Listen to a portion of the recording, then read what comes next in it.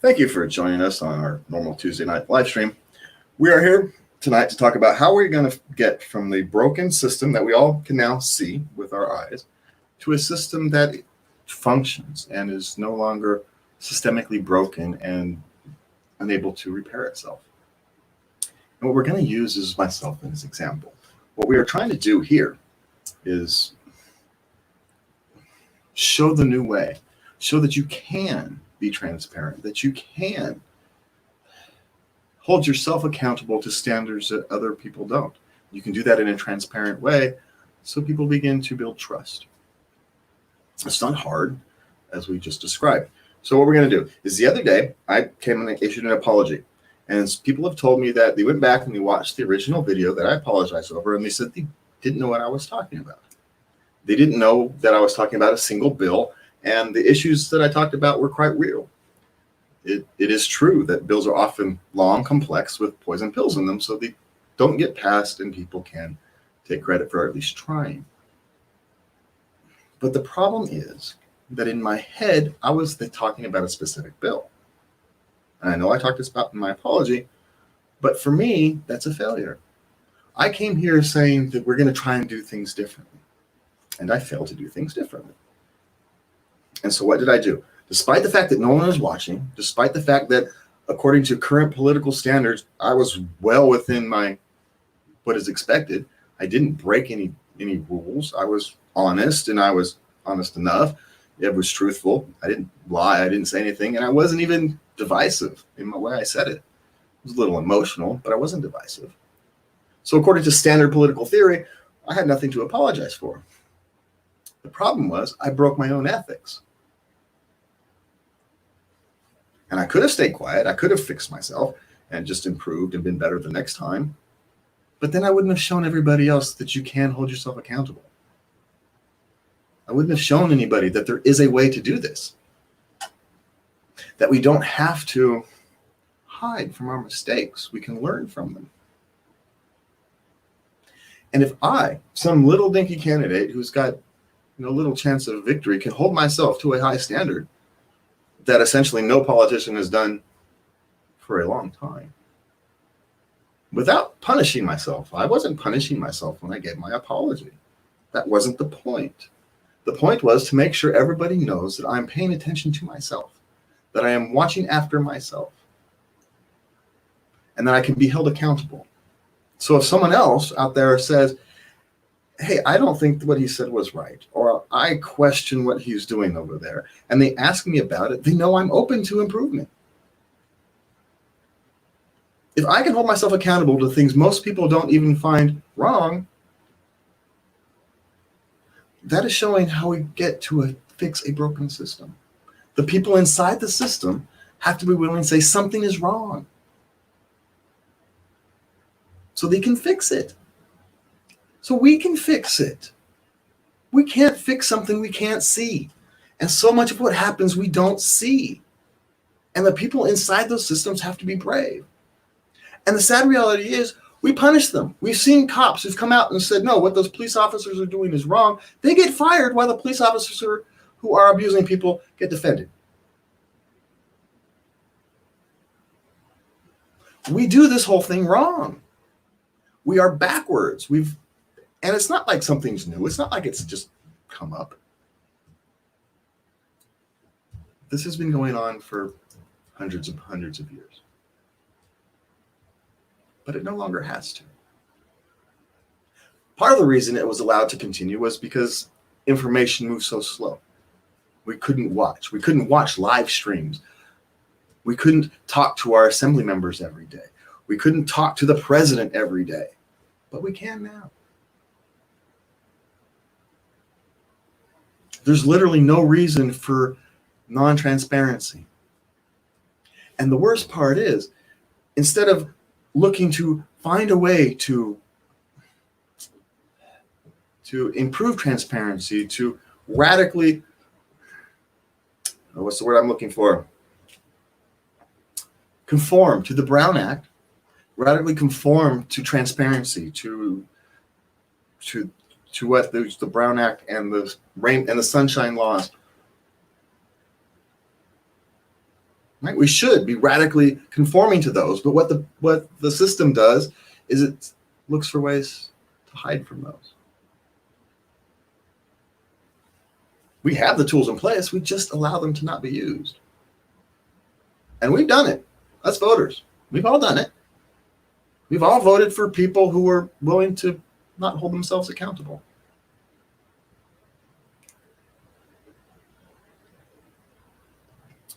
I dislike using the term leader with myself because that I don't feel is my role. My role is a representative. That's what the office I am running for. But there are times when someone does need to lead. Someone does need to show a new way. Transparency doesn't hurt. If you're trying your very best, transparency doesn't hurt. Failure isn't a life sentence. It's not a death sentence. It's how you improve. And I'll give you an example. I used to work in an assembly line making high pressure hoses. It's actually the job could be dangerous, but we were careful. But it could be dangerous on the end because if something happened, a failure happened, someone's in a man lift, and someone could die. Right? If we had the wrong kind of failure at the wrong time, someone could literally die. Or someone was standing in the wrong place when a failure happened. Someone could die or be seriously hurt. And we dealt with day laborers. And so when a day laborer made a mistake, we didn't punish them. We asked them what happened and how do we fix this from happening again? And so later on, when they came across a situation where they weren't sure, rather than trying to figure out a way through it themselves, they come to say, hey, can you come help me? Because they knew if they were wrong, they wouldn't be punished. We just wanted improvement. And because of that improvement, we were able to have a very high success rate, one of the best in the industry, for a little shop here, over there in West Sac. The big boys came to us to see how we did things. But what they didn't understand, it was the culture that created that success. It wasn't the processes. The processes came from that culture. The culture didn't come from the processes. The owners of that business created the culture of transparency, accountability, leads to improvement. And when you add politics, that means ethics. It means politicians have to hold themselves to high ethics. That's how we're going to fix the system, which means you have to vote for politicians who will hold themselves to high ethics. Because you can't watch all the time. It's not possible. The average citizen hires politicians so they don't have to watch all the time. That's the whole point of having representatives. Our representatives haven't done their job. They're concerned more about their careers or their party or their ideology, maybe just getting reelected.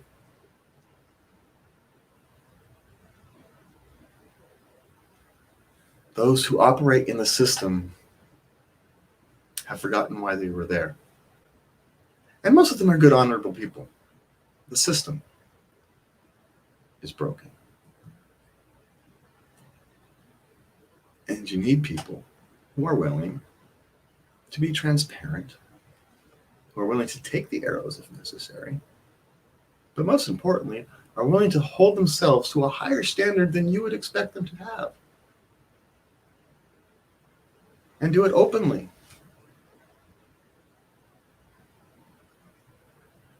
And the more politicians that are willing to do that, the more we can actually start solving problems.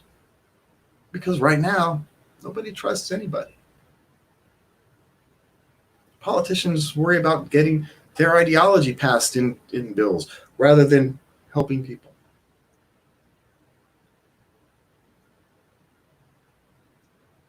And it's not just here, it's everywhere. The system is broken. And we, the voters, have allowed it. The good news is, we, the voters, can fix it. And it won't actually take that long. Just start voting for different kinds of people. It's really that simple. Will they be right? No. You'll probably have to vote a chunk of them out in 2 years. But that's why we have elections every 2 years. We can't be afraid of that. The system has built itself in to handle that kind of change. It is a tool that has gone unused. We shouldn't have to impose term limits because we don't know. There needs to be institutional memory, and the way term limits have in California are we've lost the institutional memory. We've lost how to play politics properly. Now we understand why they happen, because you end up building a power base that is difficult to crack. So there's a balance. The term limits in California are too short. Should someone be in an office for 20 years? No, they should not. So somewhere between the current term limits and 20 years is where we should draw the line. Good, honest, honorable, ethical politicians shouldn't have to leave office. But they should be voted out of office if they're not doing the job.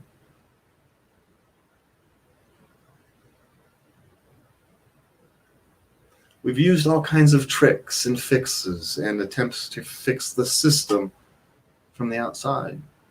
We can't. We have to put people inside the system who are willing to expose it, who are willing to shine the light on it so everybody can see, so we can fix it.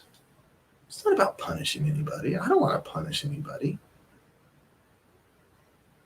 Accountability is about improvement, not punishment. Now, people who violate other people's basic human rights should be punished. People who are just wrong or who just made a mistake should not. Voted out of office, sure, that's not punishment. Being voted out of office is not punishment. Losing an election is not punishment. It just means somebody else was thought to be better for the job. It's not a punishment.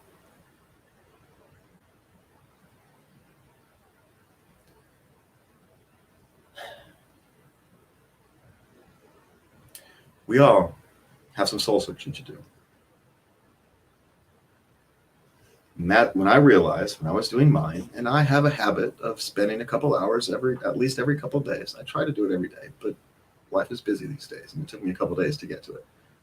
But when I realized that I failed to meet up to my own ethical standards, I had my own moral obligation to come out and try to correct it.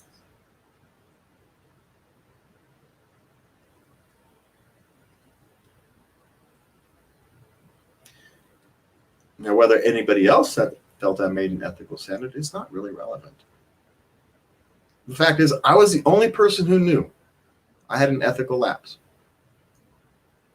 And that ethical lapse wasn't even a big one. But it was enough. It was enough for me to feel I had to go correct it. Why? Because it makes me a better person. And when I'm a better person, it makes me a better politician, and it might help the system become better. I don't know, but we'll try. Somebody has to.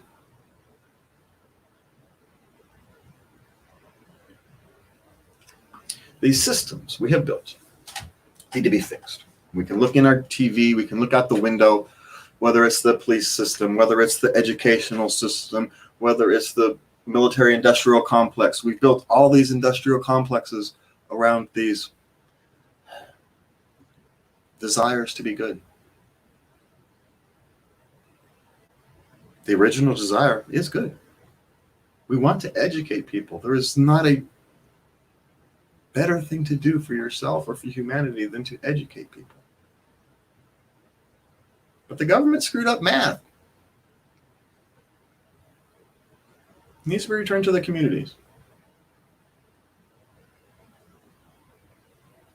The government involvement in local policing has screwed up local policing. It needs to return to the communities. Now, many local police departments are now so corrupt or so broken that they need to be disbanded and reformed. Yes. The militarization needs to be defunded. Yes. But we do need their services. We do need predators chased down. We do need people to respond to car accidents. We do need these things. I don't want to do it. So we hire people to do these things. Now, maybe we need to hire a different type of person. That is a discussion we need to have. Maybe we need to fundamentally change what we ask them to do.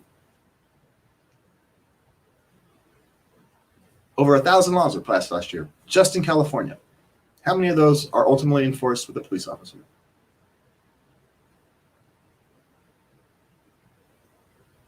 We need to change what we ask them to do.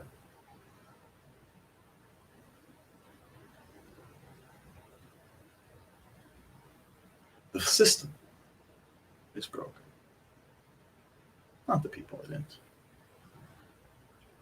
Like everywhere else, most of the people in our governmental systems are just people trying to survive and get through every day like everybody else.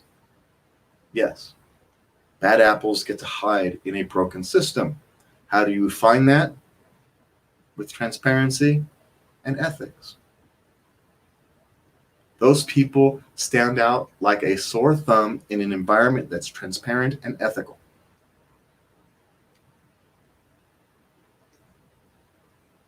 In fact, they'll stop showing up. And we'll have to go find them another way because they will show up somewhere else. But at least they won't have the power of a badge. So, to end on a lighter note, we can't fix the world, but it starts with us.